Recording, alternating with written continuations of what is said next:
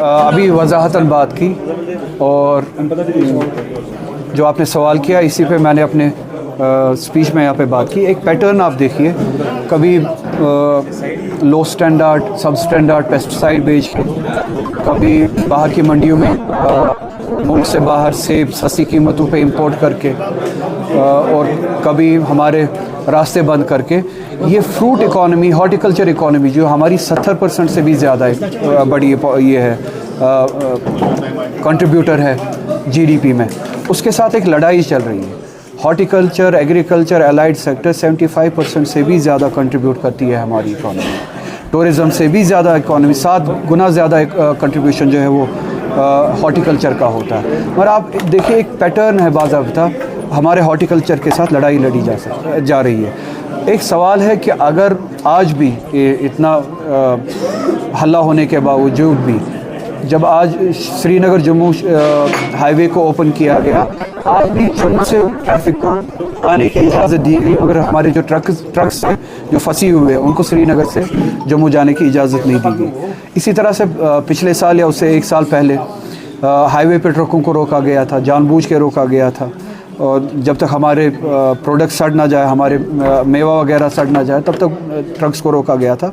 एक पैटर्न नज़र आता है कि हमारी इकॉनमी के साथ लड़ाई लड़ी जाती है, तो उसी की कड़ी जो है आज भी आप देख रहे हैं। मगर यहाँ पे कल जो कोशिश की गई थी, एडमिनिस्ट्रेशन के साथ बात उठाई गई थी, एसोसिएशन ने, शबीर साहब ने जो लोकल ऑनरेबल एमएलए है, जो फ्रूट ग्रोवर्स एसोसिएशन है, इन्होंने जो कोशिश की थी, कहीं पे इन्होंने बात सुनी है और मोगर रोड के ज़रिए आज ट्रक्स को जाने की इजाज़त दी गई है शोपियां से। मुझे उम्मीद है कि इसी तरह से श्रीनगर जम्मू नेशनल हाईवे पे भी ट्रक्स को जाने की जल्द से जल्द इजाज़त दी जाए और हमारा मेवा जो है वो मंडी में।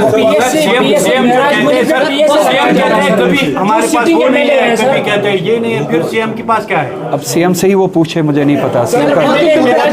पीएसए लगाया दिया जा रहा है एमएलए होके, तो कौन सेफ है? अगर एमएलए पे पीएसए लगाया दिया जा रहा है तो आम लोग कहाँ? मैंने यही बात कही कि कोई सेफ नहीं है। एमएलए हो, एमपी हो, आम कश्मीरी हो, जो भी जम्मू कश्मीर का बाशिंदा है और अपने हक के लिए बात करता है, वो सेफ नहीं है। अब ये मुनहसर हम पे है कि हम क्या दूसरों की बर्बादी का तमाशा देखें, कि दूसरों के ऊपर पीएसए लग रहा है और हम तमाशा देखें, दूसरे कैद खानों में हम तमाशा देखें, और ये मुसीबत एक रोज़ हमारे सर पे भी आएगी। या हम प्रोएक्टिव होके एक दूसरे के लिए खड़े हो जाए और इस रिजीम के ख़िलाफ़ लड़े और इस पीएसए रिजीम के ख़िलाफ़ लड़े। आज एक एमएलए पे, कल एक आम शहरी पे, परसों एमपी पे, किसी दिन किसी और पे, ये हम सभी पे आना है। और ये तभी रुकेगा जब हम सभी हिम्मत करके इसके ख़िलाफ़ लड़ेंगे। जिन्हें हमने एतमाद दिया था वो शायद अभी भी समझ नहीं रहे, जिनको हमने वोट के ज़रिए एतमाद दिया था कि इस रिजीम के ज़रिए, इस रिजीम के ख़िलाफ़ लड़े, वो शायद अभी भी इस बात का एहसास नहीं हो पा रहा है कि इसके लिए हमें प्रोएक्टिवली खड़ा होना पड़ेगा और लड़ना पड़ेगा। तो मैं आपके ज़रिए उन तक भी ये बात पहुँचाऊँगा कि अब तो बेदार हो जाए, अब तो इस बात का एहसास हो जाए, अब तो इस बात के लिए तैयार हो जाए। अब अगर वो इस वक्त खामोश रहे तो उन पे भी ये बारी आएगी। अगर वो ना हुए तो हम सभी को इसके लिए खड़ा होना पड़ेगा।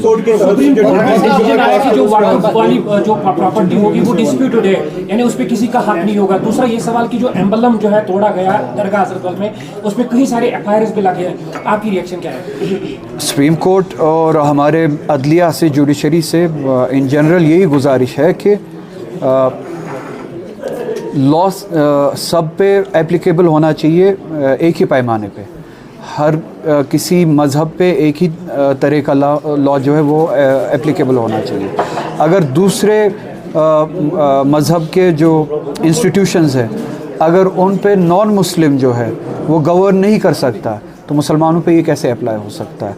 और इसी तरह से जो कल सुप्रीम कोर्ट ने कुछ हद तक जो बातें सुनी है, उससे एक पॉजिटिव मैसेज तो मिली है, मगर वो एंड नहीं है जो कॉन्स्टिट्यूशन के हवाले से हम सुप्रीम कोर्ट से एक्सपेक्ट करते हैं और इंसाफ से जो हम एक्सपेक्ट करते हैं, अदलिया से जो हम एक्सपेक्ट करते हैं। उम्मीद है कि ये एक पॉजिटिव शुरुआत जो दिखी सुप्रीम कोर्ट में, वो अल्टीमेटली रास्ता खोलेगी उस इंसाफ के लिए जो हम उम्मीद रखते हैं सुप्रीम कोर्ट से। सर, नेशनल कॉन्फ्रेंस को इतनी बड़ी बहुमत मिली है, इतना स्ट्रांग चीफ मिनिस्टर कल बात ये कर रहा है कि रास्ते जो है उसका हक हमारे पास नहीं है, मरकजी सरकार के पास है। इतनी बहुमत मिलने के बाद भी अगर बेबसी दिखाई दी, मैंने अभी इस सवाल का जवाब दिया। अगर सब एक आखिरी सवाल वजन है 10 टेयर 12 टेयर गाड़ी का कितना वजन है, बदकिस्मती से 10वां दिन है आज शोपियान के क्रू को काजीगुंड टोलाबाद पे रुका गया है। अब फिर से वही परेशानी है, अब किसको फिर मैंने इस बात का जवाब दिया और वही बात दोहराऊंगा। स्टेटहुड के हवाले से आपका क्या कहना है कि अभी तक स्टेटहुड का कोई रिएक्शन नहीं निकाल रहा? अगर ट्रक वहाँ से आ सकती है तो यहाँ से भी जा सकती है, इसमें 10 टायर 5 टायर का की कोई रुकावट नहीं है। अगर उसी साइज की ट्रक वहाँ से आ सकती है तो यहाँ से भी जा सकती है, जानबूझ के किया जाए। सीएम ने वहाँ क्यों नहीं विजिट किया अगर सड़क खराब है? सीएम के सवाल मुझसे क्यों पूछ रहे हैं आप सीएम से खुद पूछिए ना, उन्होंने वहाँ विजिट क्यों नहीं किया? फिर से वही सवाल आपने पूछा, मैं वही बात दोहराऊंगा। स्टेटहुड नहीं, हमने 370 और जो हमारे आईनी हुकूक है, जो कॉन्स्टिट्यूशन है हमने दिया था, हमें वोट मिला है उस लड़ाई के लिए, तो हमें वो लड़ाई लड़नी चाहिए। हम वो लड़ाई भी भूल चुके हैं और उसको हमने स्टेटहुड की लेवल तक लाया था, जिन्होंने भी लाया था, मैंने नहीं। ये कह के कि फ़िलहाल हम स्टेटहुड का इंतज़ार करेंगे और शायद वो आने वाला है, या स्टेटहुड की डिमांड करेंगे शायद वो आने वाला है। मैंने तब भी यही बात कही थी कि कोई स्टेटहुड आने वाला नहीं है। ना आपको ये रिजीम, बीजेपी रिजीम स्टेटहुड के हवाले से एम्पावरमेंट देना चाहेगी, ना किसी और हवाले से एम्पावरमेंट देना चाहेगी।